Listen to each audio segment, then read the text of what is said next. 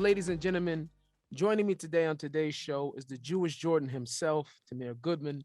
He was dubbed the Jewish Jordan by Sports Illustrated in 1999. Tamir is a former professional basketball player and currently a successful entrepreneur, coach, educator, and motivational speaker. It is a great honor to have you on the show. Thank you so much for joining me. Thank you so much for having me on your show. Just an absolute pleasure. A huge fan of your work, and it's a great honor for me. Thank you. Thank you, thank you. By the way, I've been itching to get on the court.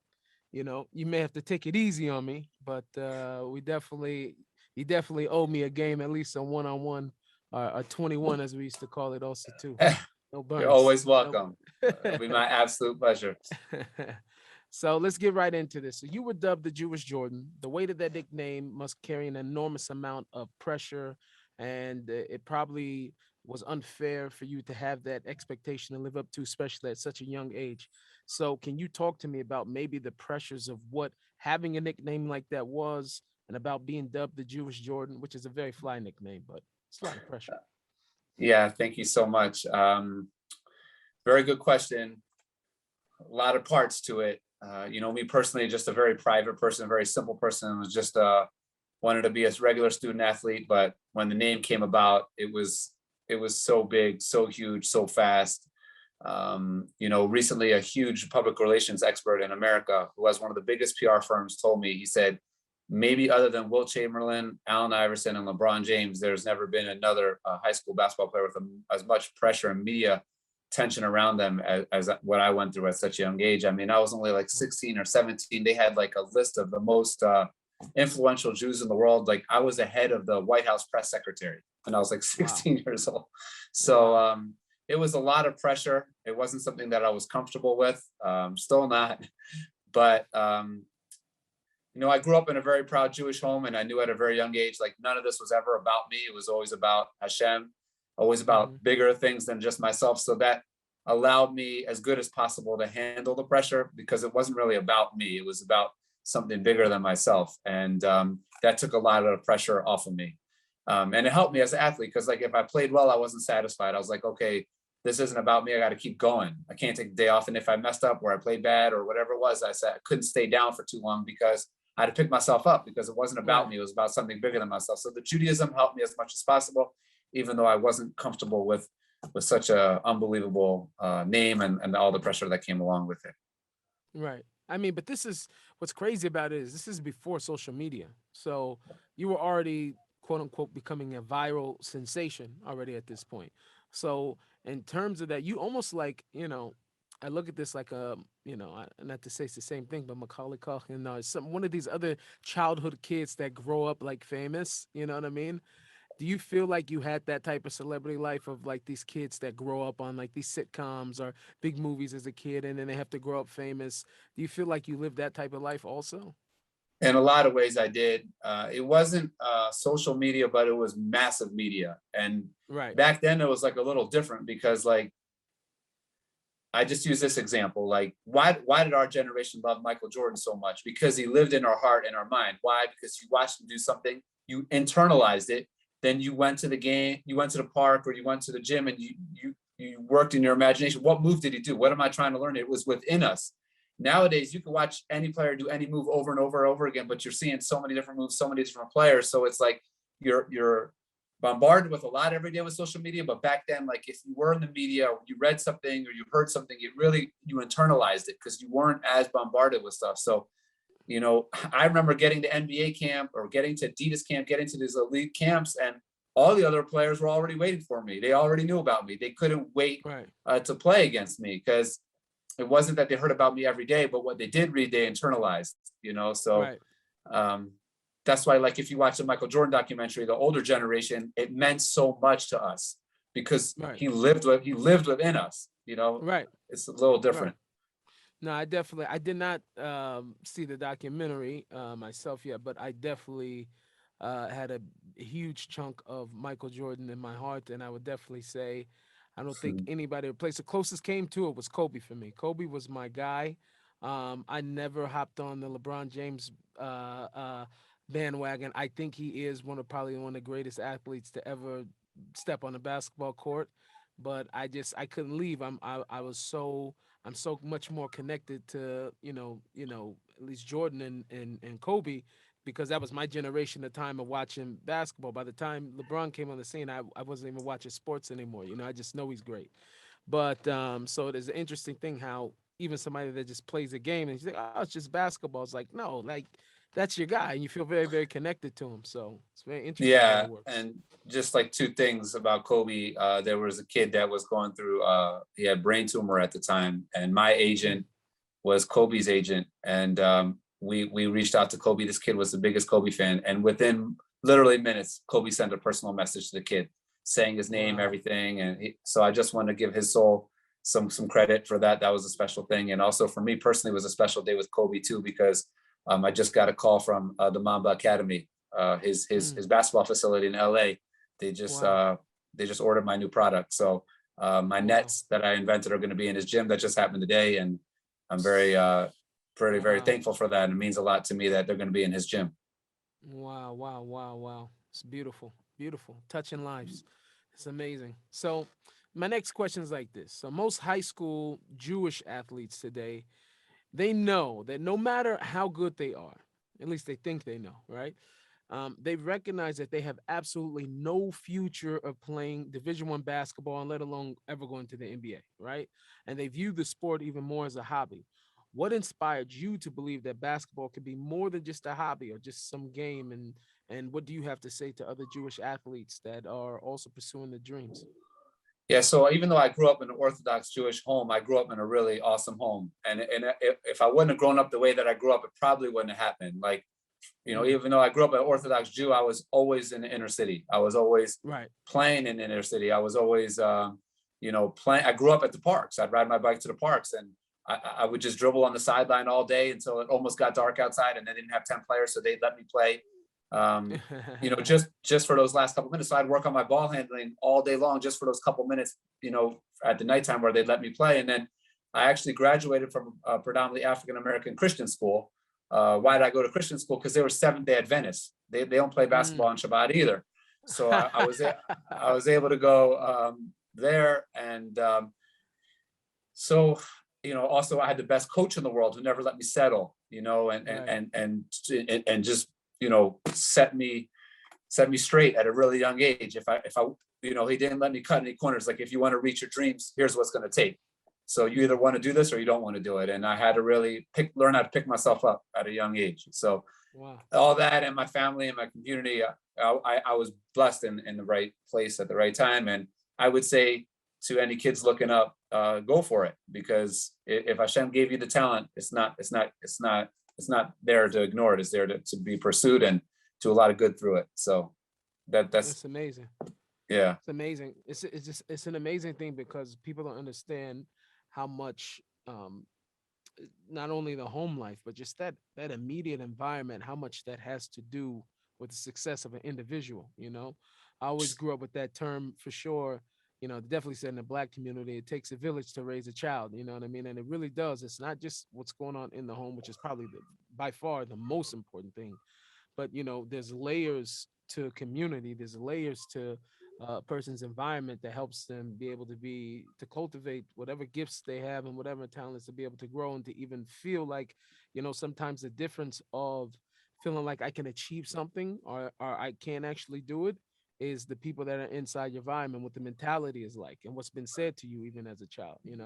Oh my You and gosh. I both have a good friend, Nate Robinson. Now I watched Nate, which I still to this day I stand by my opinion that he was probably one of the best athletes I ever seen in my life. Yeah, he can play and do just about anything, and I still think he's a better football player than he was a basketball player. But whatever the case is, I watched this man do things that were just not normal. I didn't think were humanly possible from the time we were little kids all the way up. But him being told that he was too small, he took that, and that was fuel for his fire, right? To see him defy, everything that he defied, you know what I'm saying, and even making it into the NBA and having the career that he had, like, that he took that as fuel for the fire. Other people, when they hear that, they believe it. You understand what I'm saying? So sometimes you have this individual who's a person of strength that's able to overcome them when they hear negative comments or negative feedback, that they're able to take that and to turn it around. Did you feel like you got a lot of that and you had to be fierce in the midst of, like Abraham, like Avram Avinu, he was one against the rest of the world. The rest of the world believed in idols and he believed in the one true God. So you have to Yeah, sometimes have to stand up. Do you feel like you had moments like that also? 100%. A couple things. First of all, yes, Nate is one of the greatest athletes ever. Number two is about the mentors. Like the basketball community has great mentorship, and I grew up like Right. that. Sometimes it's just the older players or players that played the NBA. There's a lot of players in Baltimore that used to play in the NBA, but they in the summertime they come back or they're older and they help the younger players. And I had a lot of that. I had a lot of, I had my biological father who was the best, but I also had a lot of spiritual fathers, in the Right. spiritual and Judaism and also in basketball. Like just little things like I remember playing one against a ex NBA guy that was in our community. I used to play with him on Sundays, and he would just say like the last person to do that move on me was Rex Chapman, like an NBA player, something like that. And it's just like you as a kid, you're hearing, wow, he's not joking. Like he's saying that for real, just to Right. get like a real compliment like that. It's amazing what words could do from people that mean a lot to you. So I had that, but then at the same time, I had a tremendous amount of resilience. Tremendous. Wow. Like Right. I man, like you could watch film of me breaking. There's one thing on YouTube right now where I snap my wrist. I break my wrist in a game. I'm like 15 years old and I still go 3 for 3 from the floor, and I don't Mm. come out. Just so. But here's the thing: it wasn't because I was trying to prove anybody wrong. I Mm-hmm. didn't get my fuel from trying to prove anybody wrong. I got my Mm-hmm. fuel from trying to reach my potential and do what Hashem Mm. wanted. And that Right. I felt like that gave me higher fuel than someone that was just trying to prove someone else's ego wrong. Because you try to prove someone else's ego wrong, their ego might be here. Hashem's looking at Right. you all the way up here. So Right. I that's where I got my energy, and I still have it till today. Wow. That is power. That is power. So let me ask you, when you were in high school, you were diagnosed with dyslexia. So how did being dyslexic help you? Did it hurt you? Do you feel like it was a blessing? Do you feel like it was a curse? Did it affect your performance on the court as well as in the classroom? Right. Tell me about that. Yeah. So yeah, I'm very dyslexic till today. Very, very, very dyslexic. The doctor's like, look, but it's going to help you see things on the court that other people don't see. So that was my Mm, confidence on the court. I had special mm, vision. I had mm. special vision, could see things that other people weren't seeing. I love getting the guys the ball, even though they didn't even know they were open, and Wow. then they just catch the Wow. ball and score. That was my special gift. But I already had so many scholarship offers athletically, but I was scared I wasn't gonna be able to pass my SATs. Mm, So I found out that there was like an SAT expert in Baltimore. So I started hustling like basketball camps, basketball clinics, getting money from that, and then I started to pay him to help me pass my SATs. And I've mm, just passed them enough to get my scholarship because I was nervous. Like in the media, they say, "Oh, he's got the scholarships, but he can't pass the SATs." I passed my mhm, SATs, and once I got to school, I made Dean's List. And that's what I wow. tell kids all the time. It has nothing to do, being dyslexic has nothing to do with how smart you are. Because, Right. or the Right. SATs don't determine how smart you are. I barely passed my SATs, but once I got my shot and I was in college, I made Dean's List. So Mm, wow. never make yourself a victim. Work with the blessings that God gave you. Yeah, you understand you need to focus on, like for me, I need to focus on reading and writing more and work on that and put a lot of emphasis on that. But I also know God gave me other blessings, unique blessings, and that's the blessing that comes with being dyslexic. So Wow. not never make yourself a victim. Work with what you have and not instead of what you don't have. Right. So you were originally committed to playing college for Maryland, and then you didn't end up Correct. at Maryland, right? So take me through the entire recruitment process.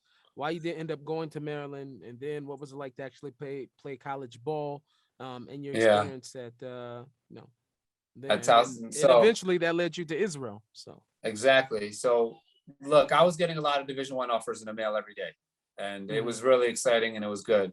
But then the University of Maryland called. Now you have to understand, I'm from Maryland, okay? And at the Hmm. time, Hmm. University of Maryland, you're talking about Steve Francis, Juan Dixon, Steve Blake, like 7 guys. Like Wow. you're talking about one of the greatest college basketball teams of all time. Like, Right. and they came to watch me play. And after one game, they offered me a 4-year scholarship. And the coach said, look, I'm coming back to watch you play tomorrow. Not because I have any doubts. I'm coming back to watch you play tomorrow because I just love the way I love watching you play. So Mm. I'm like, wow. I told coach, I'm like, why would I go anywhere else? Maryland's my favorite team. I'm from Maryland. I'm going to commit to Maryland, but I'm only going to commit on one condition. I can't play on Shabbat. And that's, Right. man, but my life changed overnight after that. 700 media requests, ABC, NBC, CBS. Jerry Seinfeld did a full skit about me on Saturday Night Live. Like, everyone wanted to find out, like, why I wasn't going to play on Shabbat. And then Mm. as time getting closer, I won the MVP of the Capital Classic All-Star game against the best players in the country. And time getting closer for me to play at Maryland. I'm playing there. I'm playing in Maryland in the summertime with the guys. And then coach calls me into his office and he's like, look, you can stay and play. You have a full scholarship, but based on how we see things moving forward and how we project you, we decided that if you want to stay and play, you can stay and play, but you're gonna have to play on Shabbat. And I said, Mm. coach, I love the program so much. You guys are my favorite team, but really for Jewish people, Shabbat's more important than basketball. I gave him back the most sought after scholarship in the Mm. country.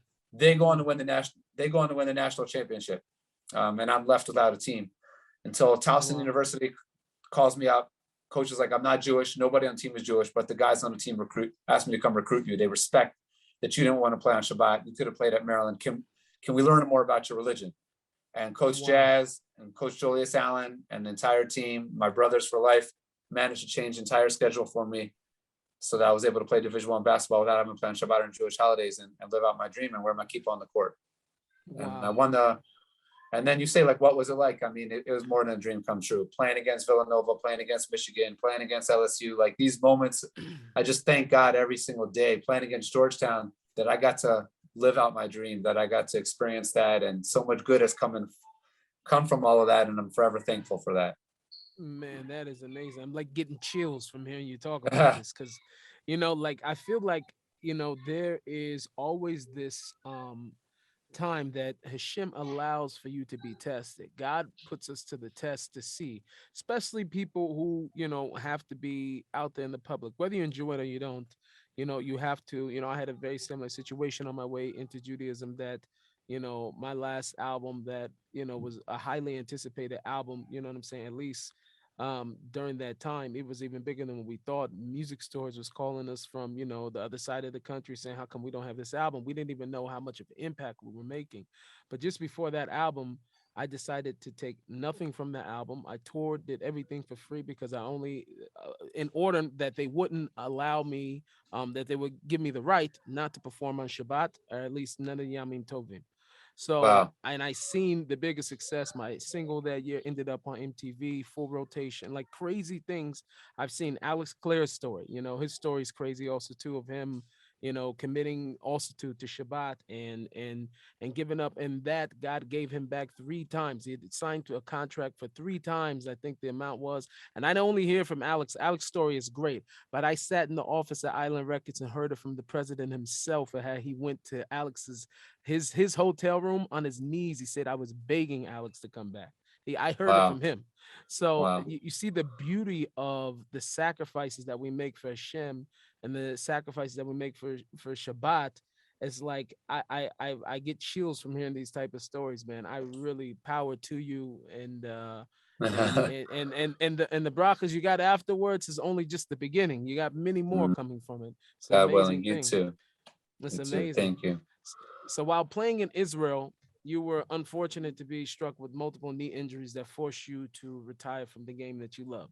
So how hard was it to let go of the game from a player perspective and transition to being a different type of, like a coach or a mentor like you are now, being off the court? Right. That's a great question. Look, I'm always going to miss playing a game of basketball. Like, I can't Right. play. It's like the thing that you love so much, you just can't do. I just can't do it anymore. The pain in my knee is so bad till today. Mm-hmm. Mm-hmm. Um, but I'm a lot more proud that I never quit. That I came Right. back from 3 career injuries. I still push myself to tears every day. I never quit early. I went until Right. I remember when I called my wife from the locker room, my last injury, and this is exactly what I told her. I said, Hashem doesn't want me to play basketball anymore. I was so sure. I was sure because I Mm. gave it. I had full closure because I knew that I went. I did everything to go as long and as hard as I could, and I left it on the floor. And that even though I missed playing the game, I know that it was time, and Hashem, Hashem said it was time. So that gave me closure, and Right. that, even though I missed the game, I'm proud that I never quit early, and I was confident that it was time, because I beat the odds 3 times, came back from 3 career-ending injuries. Before, it wasn't like I just said I can't play anymore. So, Right. and So when I, you, a lot of growth came through that. A lot of growth helped me reach my potential much more as a human really, being and as a person going through all that. Yeah. that makes me think, because like sometimes, it's a very old adage, and we definitely use this in, I guess I would say, in God language, spiritual, whether Jewish or not Jewish, or different things like that. I was fortunate enough to, have had time in other faiths that, um, sometimes when God closes one door, He opens up another door, right? And there's many other doors that, seem to open. Do you feel like, you know, I hate to say it like this, like it's some type of a superhero or something like that. But do you feel like there were certain powers, and I don't know how to say it in English, kohot? You had certain gifts and things that you didn't know, certain strengths that you didn't know that you had until after the game of basketball was out of your life. 1,000,000%. Hmm. If I always feel like if you hit a stumbling block, it just means you're one step closer to reaching your potential. Mm, God's just God's just giving you a springboard to get to where you need to get to. That's all it is. He's just showing you right. the way to get there. And without learning something along that process, you're just not going to be able to get it. And then that way, the relationships becomes more. Your newfound creativity or purpose or whatever it is not just going through the motions. It's really a part of you, and it's real, and it's something that lasts and always grows. And if someone just spoon feeds it to us, it's not going to be as authentic. And to Hashem, Right. everything's about the relationship. So I Right. live that every day, live that every That's single day. That's amazing. Amazing. So what was it like now, even before the injury, playing in Israel, where building a family and a life here in the Holy Land, and Yeah. developing, basketball programs in the country, which you seem to be doing an amazing job at. Like what is it now? Like, how does that feel? Like, do you feel more like this is the purpose? Because, like, right, we're always thinking of anybody that had dream and aspirations of, like, whether it's going to the NBA, the NFL, being some type of being great, and whatever person wants to be great in. And sometimes, we don't get to actually realize those goals, right? We don't get to actually, achieve them. But as we grow, we start to realize that this is even more fulfilling. This is the cream of the crop. This is way greater than anything I could have ever wanted. Do you feel like that, like being able to have play basketball here in Israel and raise a family here, and it to all be here in Jerusalem even? Yeah, 1,000,000%. I cannot tell you how magical it is every single day. Yes, I got my wife and 5 kids, and they're living here, and I'm so thankful every single day that they get to grow up here. But what Israel has allowed me to do, in the entrepreneurship space, um, and also in like the social entrepreneurship space. I mean, we're doing basketball clinics for kids who have walked here from Sudan to find a better life. Uh, I have like friends from America, that have had really challenging times.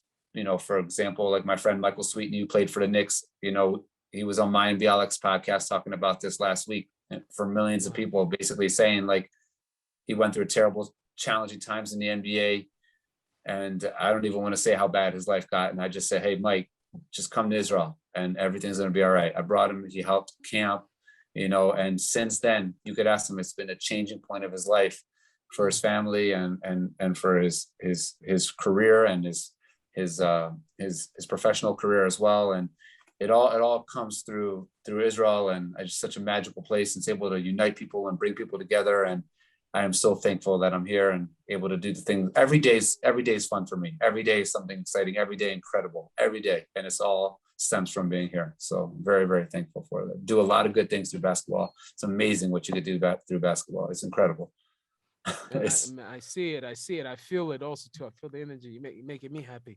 yeah. I have one last question, and hopefully it's not too deep. Maybe it's somewhere some people Mhm. prepare for these type of questions. So growing up in high school, college, whatever, you've had many rabbis, teachers, coaches that inspired you, motivated you when times got tough. What is the most memorable thing that you can say probably pushed you the most? What gave you the biggest dose of encouragement, whether it's from a rabbi, teacher, coach, whatever? If you remember at least Oh, one thing. all right. Can I say a couple though? Sorry. I Yeah, usually for don't talk sure. You that give a much. couple. All right. So I remember as a kid, I was fortunate to go to Lubavitch Rebbe as a kid. Mm, wow. That was a game changer. Walking in front of him, I had my Jordans on, and just his. I can still never experience anything like it. You know, I got to be in his house once.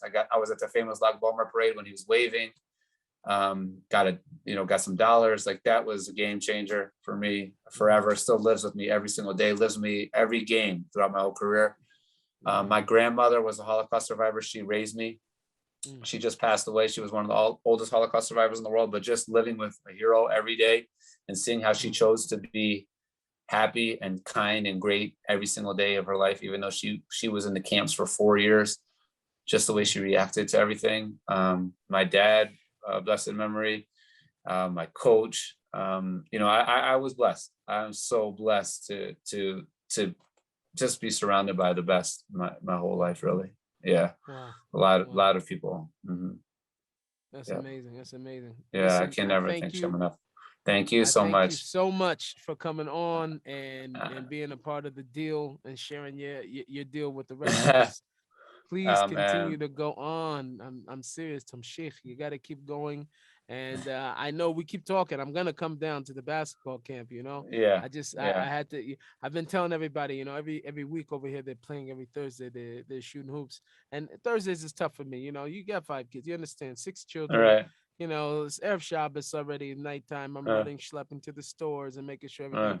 So I always had excuse. So my newest excuse was that I have a pair of J's, my Jordans, but these are for the stage. I don't want them getting dirty playing basketball and whatever. So I went and bought some and ones, but they're probably gonna fall apart on the court. So I'm running out of excuses to go play basketball. But I'm gonna have to come check you out.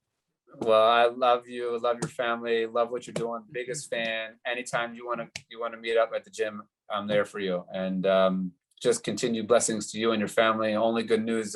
The world's a lot better place because of you. So keep Ah, doing what you're doing. Dixless. Thank you so much.